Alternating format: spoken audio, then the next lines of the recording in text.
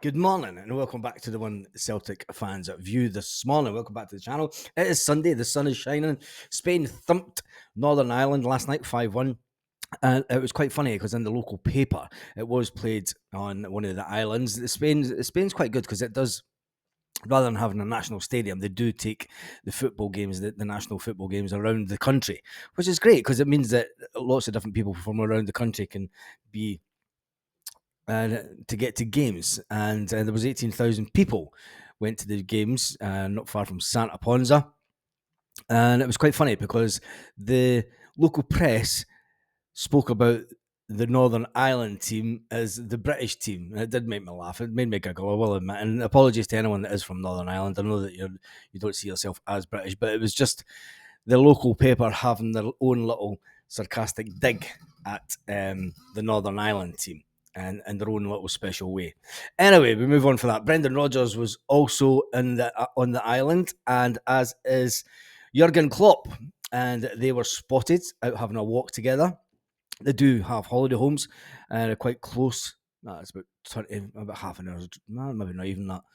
Anyway, close to Santa Ponza. They both have their holiday homes, and yeah, it's becoming the new Ibiza for property prices anyway. It is becoming the new Ibiza. Property prices are just only going one way on that island, and that is up, and that's why everyone seems to be jumping over there. But they do have their holiday homes there. They decided to meet up, go for a walk together, probably talk about football, talk about Celtic. He was probably asking Klopp what his plans are next, and he was probably asking Klopp who at Liverpool can we raid from the youth team. Let's face it, because that's the kind of thing that Brendan Rodgers would do. And he maybe had a dig at him about the whole Ben Doak situation. Maybe had a bit of dig at him and say, why the fuck did you play Ben Doak? And we would have took him. But anyway, all joking aside, it's good to see them. A fan managed to get his picture taken with both of them.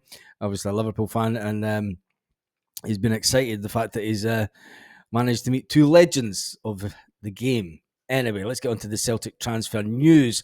There has been a report saying that Brendan Rodgers was at a game last night. I've never seen anything in the Spanish media to say that he was, and I've never seen any photographic evidence to say that he was. So I'm not going to comment on it any further. There was a Celtic site putting out saying that Brendan Rodgers was in the game in Palma last night, but I've had a look at the local press and I've never seen anything about it, to be honest, so I'm not going to comment about it.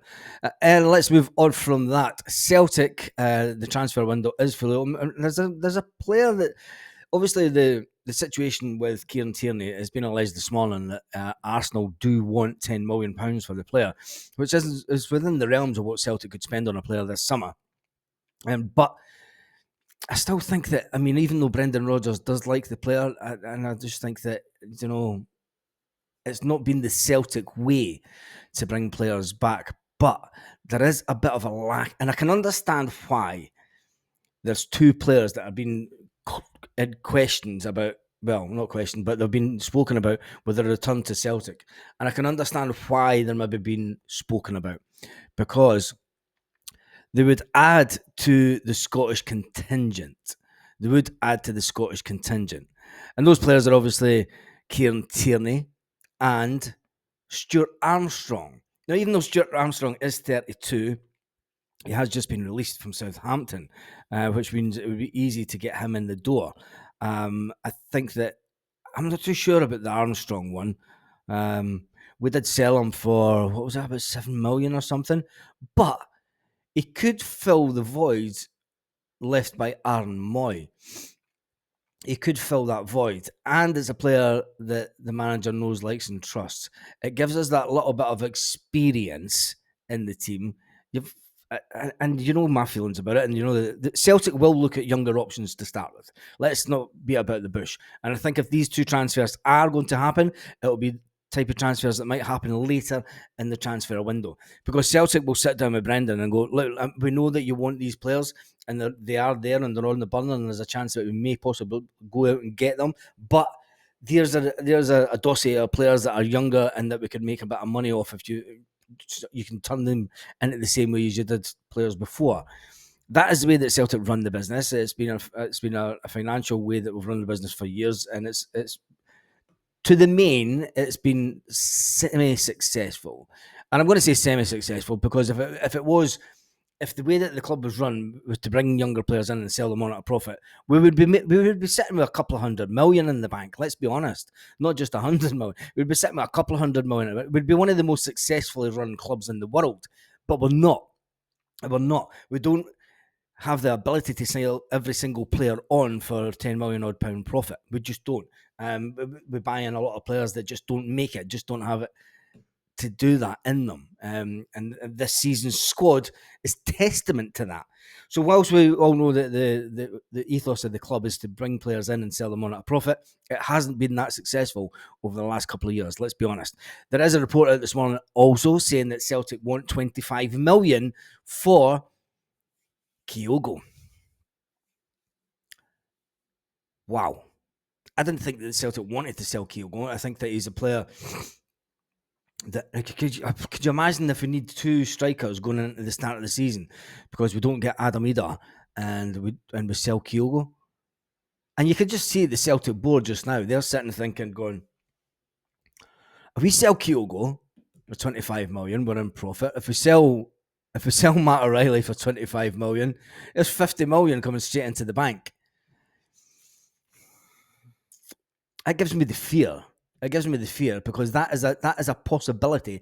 That is a plausible possibility of actually happening this summer. And let's be realistic. I know it's Sunday morning and you want some good news, but that's as realistic as it gets.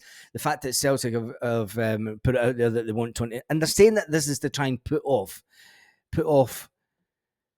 people coming in for Kyogo. 29-year-old. He is contracted at Celtic until 2027, but it has been suggested that this price tag is just to put people in England off. The fact that he is 29-year-old and they'll see that as a hefty price tag, or will they? Will they? He's a goal scorer. Can he? I think he would get bullied too much down there. People will see how he's been sort of pushed off the defenders off the ball up here, and they'll think 25 million. I mean, you can understand Celtic saying, look, he is one of our most important players, and if you want one of our most important players, you have to pay the price, the top dollar price. Is Kyogo worth 25 million? He has scored 70 odd goals for Celtic, but anyway, it just gives me the fear this morning. It does give me the fear thinking that what if Celtic were to accept for both those players? It's just unthinkable. And you know that's the way that Celtic are. You know it is the way that Celtic are. That they will, if given the opportunity, cash in on that 50 million asset. They would cash in on it, and then we're left in a position going into this summer, heading into the Champions League. We need to replace Matt O'Reilly, and we bring in Stuart Armstrong. We bring in Stuart Armstrong to replace Matt O'Reilly. And I have no idea. Maybe bring Johnny Kenny back to replace Kyogo. Anyway, it is all madness. It is all madness. There's a lot to be said for the Kieran Tierney thing. There's a lot of fans still want Kieran Tierney back at the club. But I am one of the ones that said, look, I think that Celtic will go down another route. But when you see what might, you just don't even want to think about it. You just don't want to think about it. Anyway, there is good news for the likes of people who stay in a little part of Scotland, because Greg Taylor, the Greenock-born lad that he is one of the first players to play for Scotland from Greenock since 1967. Yep, 1967, and I just saying that story just it grabs my I don't know what it grabbed this morning. Just it was a nice little story, and I suppose it's a nice little story to finish off with. The fact that Greenock, the Clydeview Academy pupil Greg Taylor, has made it to the Scotland squad, and just a few years ago there was a lot of Celtic fans saying Greg Taylor, he's not even Celtic standard, never mind Scotland standards, but he's a player that has shown that if you just put your mind to it, you can do anything in life. And there's been many players that have came in on big money to Celtic and tried to displace him. And look at him. It's paid off and he's going to the Euros. So hats off to Greg Taylor. Hats off to Greg Taylor, the Greenock-born football player, the first in nearly 60 years to play for Scotland from Greenock. Anyway, I'll leave it on that today, because that's a nice little happy story about Greg Taylor to finish off after the thought of maybe selling Matt O'Reilly and bringing in Stuart Armstrong. It's all about standards, Celtic. It's all about standards. Anyway, have a fantastic day, Celtic fans all around the world.